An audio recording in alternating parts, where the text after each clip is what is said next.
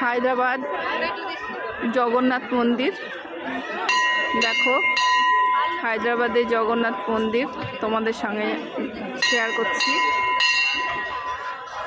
খুবই সুন্দর, এবং কেউ যদি হায়দ্রাবাদে আসো আমি বলবো এই মন্দিরটি অবশ্যই দর্শন করে যেতে, কারণ মন্দিরটি আমার তো খুবই ভালো লেগেছে। খুবই সুন্দর, অনেকটা বড় এরিয়া নিয়ে তৈরি।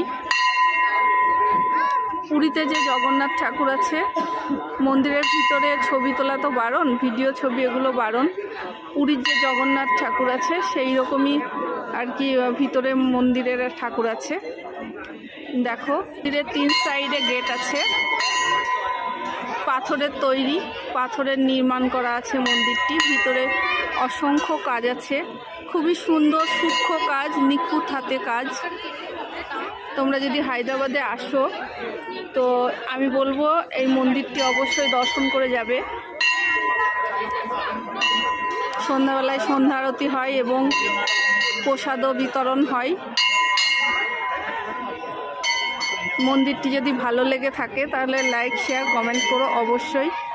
আর তোমাদের লাইক শেয়ার কমেন্টে আমি আরও বেশি অনুপ্রেরণা পাবো, এবং আমি আরও তোমাদের সঙ্গে ভিডিও শেয়ার করতে আগ্রহী হব। ভালো লাগলে জানিও। বাই।